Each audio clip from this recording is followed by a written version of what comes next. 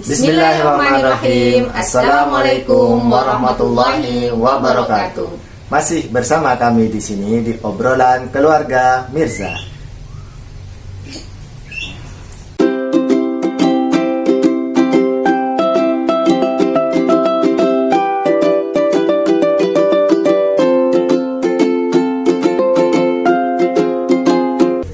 Ya, hari ini kita akan ngobrol tentang apa, Bun?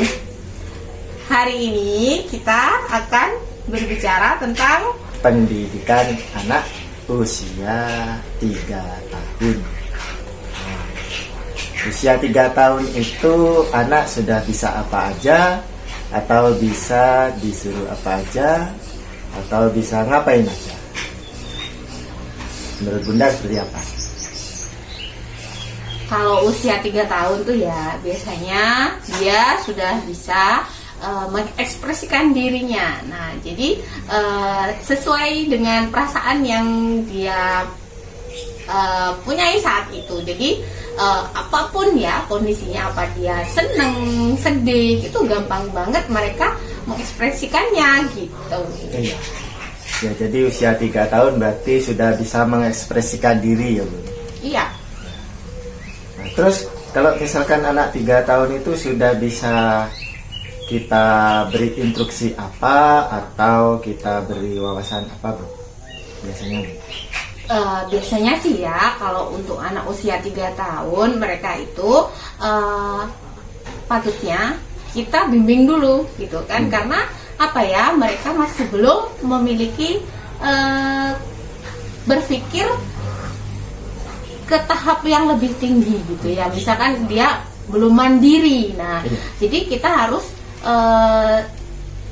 pandai-pandai untuk membersamai mereka pada masa-masa itu. Karena 3 tahun itu waktu umur 3 tahun itu adalah masa golden age, kalau orang bilang tuh seperti itu.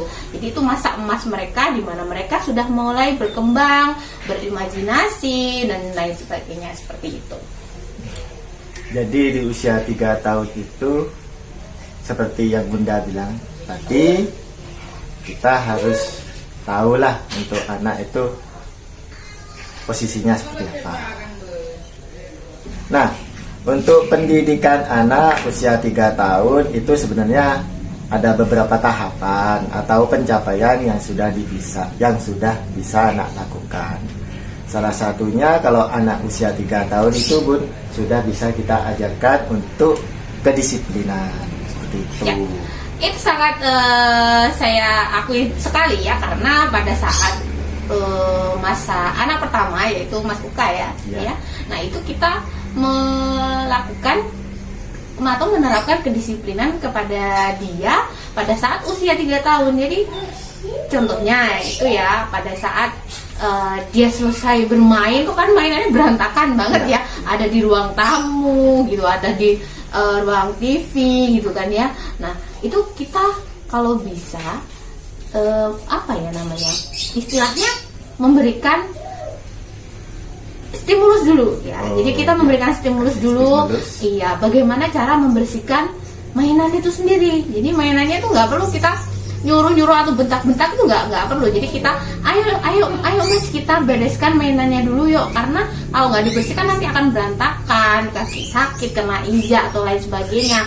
Nah, kita kasih seperti itu sambil membereskan satu-satu. Ayo Mas Uka, bantuin Bunda. Nah, seperti itu. Itu salah satu contoh untuk mengajarkan kedisiplinan. Nah, kayak gitu ya. Kalau misalkan kita mau mengajarkan kedisiplinan ke anak, bisa seperti mainannya untuk dibereskan, terus ya berilah dia tanggung jawab untuk bisa sampai membereskan mainannya, seperti yang Bunda tadi katakan. Ya. Ada lagi, Bun, kalau yang itu kan untuk melatih kedisiplinan. Kalau untuk yang mengendalikan emosi, Bu, ya apa, Bun? Kalau mengendalikan emosi ya sebenarnya lebih tepatnya itu ayah ya yang sering seperti itu. Karena kalau saya sendiri sebagai bundanya dulu, Mas Uka itu gampang banget dia mengekspresikan emosinya pada saat misalkan dia pengen sesuatu tapi nggak dikasih. Nah, kalau saya sih pengennya ngasih gitu ya, cuman karena mungkin mengajarkan untuk mengendalikan emosinya ya, karena sesuatu atau semua hal di dunia ini nggak harus kita dapatkan gitu. Maksudnya apa ya, apa yang kita mau itu nggak langsung kita terima gitu kan ya, kita ajarkan seperti itu. Jadi bagaimana dia mengendalikan emosinya itu kan kita kasih ekspresi dulu, maksudnya kita kasih kesempatan dia untuk mengekspresikannya. Kalau aku sih nggak masalah dia nggak Mas Uka tuh nggak masalah mau nangis atau apa gitu, nggak masalah, karena kalau kita hentikan pada saat dia nangis, nah itu efeknya nanti akan menjadi beban berat gitu ya. Kalau aku biasanya ya kalau nangis ya biar nangis dulu gitu sampai selesai, baru kasih pelajaran seperti kasih pendidikan, kasih masukan dan lain sebagainya. Tapi kayaknya hal itu tuh lebih cenderung ke ayah gitu ya. Karena tak ingat aku jarang banget ngasih apa istilahnya, ngasih pendidikan untuk mengendalikan emosinya tuh jarang banget. Jadi yang lebih berpengaruh itu ayah ya pada saat itu. Jadi kalau untuk mengendalikan emosi pada anak, peran ayah ini sangat penting karena ayah menjadi sosok panutan di dalam keluarga. Jadi kalau misalkan anak lagi emosi, dia emosinya berlebihan, ayahlah yang bisa untuk meredam emosinya itu. Ya caranya seperti apa? Misalkan si anak lagi nangis minta sesuatu yang seperti Bunda tadi katakan, ya kita sebagai seorang ayah harus bisa, ya apa caranya anak ini biar gak terlalu emosi jadinya. Oke lah dia nangis, oke lah waktu itu dia nangis, tapi kita berikan dia kayak stimulus agar dia nanti berhenti nangis dan tidak terlalu meminta-minta apa yang dia inginkan. Itu kalau ayah sih tidak harus langsung kita membentak dia, jangan, atau kita tidak boleh ini, jangan seperti itu, tapi kasih dia pemahaman seperti itu agar emosinya bisa mereda. Dan yang paling utama adalah apa, kita munculkan atau kita didik atau kita kasih sesuatu yang sangat menekankan pada Mas Uka pada saat itu adalah kalau minta apa-apa mintalah sama Allah gitu ya. Jadi kalau minta apa-apa mintalah sama Allah gitu. Jadi berdoa gimana caranya gitu ya. Jadi sampai dia pernah sempat bertanya, gimana sih Bun caranya berdoa, aku nggak tahu, bilangnya gitu. Ya berdoa, minta sama Allah, Mas Uka ucapkan gitu ya kan ya. Ya jadi seperti itu juga kita biasakan anak untuk meminta pada Allah agar anak itu nggak terbiasa nanti manja hanya ke orang tua saja. Jadi kalau orang tua gak ngasih, dia malah nangis lagi. Orang tua gak ngasih lagi, dia nangis lagi. Ya. Tapi ketika sudah meminta kepada Allah, kita ajarkan anak seperti itu, lambat laun dia itu akan sekaligus berdoa. Ya, melatih kesabarannya ya. Gitu. Nah itu kalau untuk yang nomor 2 ya Bu? Ya. Yang nomor 2 untuk mengendalikan emosinya. Untuk yang ketiga ini untuk menghargai apa yang sudah dicapai si kecil. Nah, kalau di dalam dunia pendidikan itu biasanya achievement ya, penghargaan. Jadi apapun yang dilakukan si kecil itu kita harus memberikan penghargaan. Wah, bagus, Masya Allah, hebat sekali Mas Uka gitu ya. Karena seingat aku dulu itu waktu Mas Uka umur 3 tahun, dia itu sering banget atau dia seneng banget mainan itu apa ya? Lego yang besar ya, yang dia sering banget bikin pesawat terbang gitu ya. Padahal itu kita nggak pernah ngajarin gini loh caranya bikin pesawat, itu nggak pernah ya. Pernah dulu aja hanya nyontohkan pesawat terbang tuh seperti ini bentuknya, cuma kayak gitu. Tapi dia bisa berkreasi bentuk pesawat terbang, bentuk apa lagi itu dinosaurus. Kita nggak pernah, malah aku sendiri nggak bisa kayaknya. Nah seperti itu, alangkah baiknya kita memberikan atau menghargai hal yang sudah dicapai dengan hanya berkata Masya Allah hebat sekali Mas Uka. Nah seperti itu ya. Jadi menghargai hal kecil yang sudah dilakukan anak kita di usia 3 tahun itu sangat berpengaruh sekali terhadap mentalnya gitu. Jadi penghargaan kecil sekalipun itu hanyalah ucapan yang mendidik, itu sangat diperlukan untuk anak seusia tuh. Nah ini juga adiknya Mas Uka. Adiknya Mas Uka ini juga usia 3 tahun. Nah saya Adik Kabib. Namanya siapa? Ya, Dek. Ya. Adik Kabib. Oh, Adik Kabib. Dah, kalau itu untuk menghargai pencapaian yang dicapai si kecil.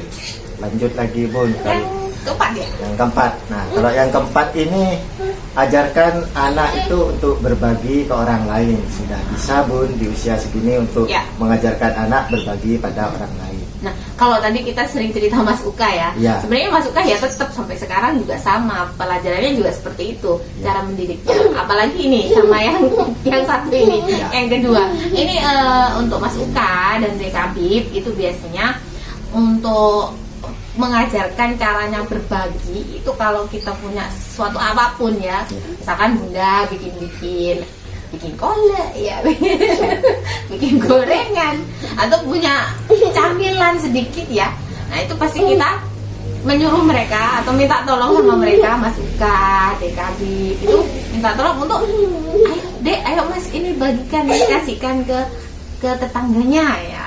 Misalkan di tetangganya tuh ada Dek Afif, ya ada omnya, ada Pak Adenya, ada mbahnya. Nah itu tetangga itu kalau bisa ya tetap dikasih meskipun itu hal kecil ya, karena yang kita punya ya hanya itu gitu. Jadi paling tidak harus melibatkan mereka gitu. Nah, itu untuk contoh mengajarkan anak untuk berbagi dengan orang lain ya Bun. Ya. Jadi itu yang keempat yang kita lakukan untuk anak yang seusia 3 tahun. Ya, paling rentan lagi sebenarnya adalah antara adik kakak, emas dan adik. Nah, itu yang paling sulit untuk kita mengajarkan bagaimana cara harus berbagi ya. Jadi sebenarnya seperti mainan, makanan, kalau bisa mereka berdua itu harus berbagi karena Ya. mereka lah saudaranya gitu. Jadi apapun yang mereka punya itu share lah, berbagilah gitu ya. Jadi atau mainan, makanan. Kalau misalkan masakanannya hanya satu ya nggak bisa dibagi dua kan gitu ya. Ya itulah, karena memang kakak dan adik emang rentan, kadang berebut mainan. Nah itu ajarkan anak untuk berbagi antara kakak sama adik. Itu ya Bun ya contohnya. Ya. Terus Bun yang kelima atau mungkin bisa dibilang yang akhir dah ya, itu kalau anak usia 3 tahun bisa kita mengenalkan cara baca, tulis dan hitung. Ya. Nah, usia seperti ini yang 3 tahun seperti ini, kita sudah bisa untuk mengenalkan cara baca, tulis dan hitung. Ya. Kalau saya sendiri ya, kalau aku sendiri itu biasanya yang pertama dulu Mas Uka Ya. itu suka banget beli buku-buku kecil, buku-buku bacaan ya, kayak Asmaul Husna itu kan ada ya nama-nama Allah. Terus kisah Nabi Muhammad itu saya belikan yang kecil-kecil ya, hemat aja harganya, nggak sampai puluhan ribu, murah banget ya. Jadi itu saya biasakan, jadi sebelum tidur dia tuh minta sendiri, minta dibacain. Nah seperti itu. Terus kemudian kalau untuk nulis ya biasanya kita sediakan aja ya buku-buku ini, buku-buku yang kosong gitu ya. Gitu. Biar dia bisa coret-coret. Iya seperti itulah gitu. Ya, sama. Awalnya memang sulit ya, apalagi anak usia 3 tahun. Pada anak usia 3 tahun. Nah pada saat usia 3 tahun itu adalah gimana ya, tahapan anak itu meniru sebenarnya ya, meniru aktivitas orang tua. Dan untuk mengenalkan cara baca sebenarnya nggak usah kita ajari baca A, B, C atau alif, ba, ta gitu ya. Sebenarnya nggak seperti itu ya. Ya ada juga. Kalau waktu Mas Uka tuh saya kasih juga, cuman nggak terlalu ngoyo gitu, istilahnya nggak terlalu harus Mas Uka harus bisa ini, Mas Uka harus bisa baca ini gitu, enggak. Jadi saya bebaskan pada saat itu. Jadi yang lebih dominan itu saya hanya mengusahakan beli buku-buku kecil seperti Asmaul Husna gitu ya. Jadi mengenal Allah. Jadi kita pertama kali harus mengenalkan Allah kepada anak ya. Kemudian yang kedua kisah Nabi Muhammad gitu. Terus kemudian rukun Islam. Nah itu saya berikan yang kecil-kecil itu aja. Nah Loh, gimana masa anak sudah suruh baca seperti itu? Enggak perlu. Jadi anak umur 3 tahun itu hanya kita yang membacakan ya, membacakan pada saat sebelum tidur atau pada saat apa istilahnya ya, waktu luang kalau dia nggak bermain. Nah itu kita bacakan aja. Ayo mas, ayo dek gitu. Ayo kita membaca buku. Nah sampai sekarang tuh seperti itu. Mas Uka atau Dek Kabib bahkan dia pengen banget dibacakan gitu ya. Nah, itu untuk yang mengenalkan cara baca. Jadi kan nggak, kalau menurut ayah? Kalau menurut ayah seperti itu ya sudah bagus Bu. Cuma ada sedikit tambahan kayak misalkan cara berhitung tidak kita harus untuk langsung latihan anak 1 tambah 1 berapa, tidak seperti itu. Tapi kalau misalkan dia punya mainan, ada yang 1, ada yang 1, kalau ditambahkan berapa itu, nah 2, nah seperti itu sudah mengajarkan anak untuk cara berhitung. Nah itu saya terapkan ke Mas Uka dan Dek Kabib. Kalau Mas Uka cepet banget ya. Dari 1 sampai 10 tuh dia bisa. Sudah bisa. Nah, cuman kalau Dek Kabib hanya sampai ke 5. Nah, saya punya lagu itu kan ya.